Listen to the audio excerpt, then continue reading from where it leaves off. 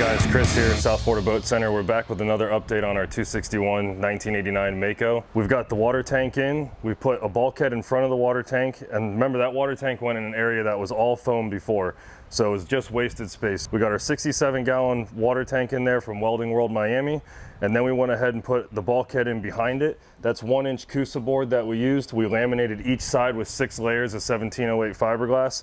We got our 2 rear bulkheads in as well, and all of our transom work is framed together, and we're ready to start putting the deck in. Now this is when it gets really exciting, because all the bulkheads, the gas tanks are ready to go in, then the deck goes on, T-tops here, center consoles here. We're ready to start putting some of our rod holders in. We got a bunch of killer gear from Tigress. We got a lot of their 15 and 30-degree rod holders.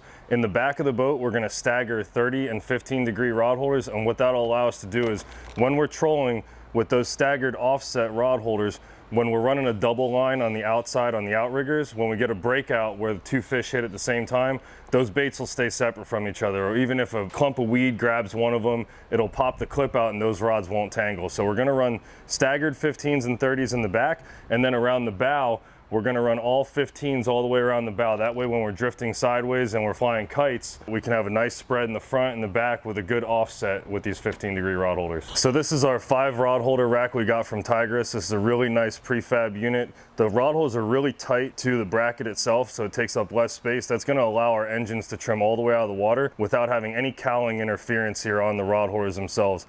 They also build these things stout enough that we can still troll and run even high-speed Wahoo rigs from this rod holder set here. So it's a really nice low-profile unit. We're gonna scuff this and then paint it white to match our T-top aluminum. All the bright work in this entire boat is gonna be white. So everything that's aluminum, the bracketry in the back, it'll all have a nice white all-grip finish.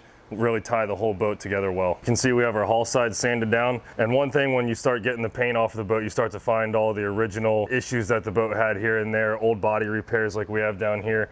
We're just going through the whole boat and cutting all of that out. We're gonna get nice clean fiberglass, and then we'll go ahead and put new fiberglass in, and after that we'll go with our all fair fairing compound built for underneath the water line.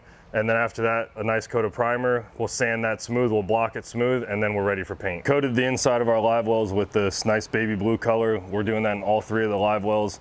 A lot of guys say the baby blue keeps the bait a lot calmer, keeps them from hitting their heads into the wall. This week we're gonna get our 2 fuel tanks dropped in the boat. After that, we're gonna start putting the deck hatches back in. All the new decking material will go in. The back of this transom will get finished up. We'll start butting this thing together. So if you guys want to check out more on the Tigress products we talked about today that we're going to be putting in the boat, check out tigressoutriggers.com, and you can find everything you need on there.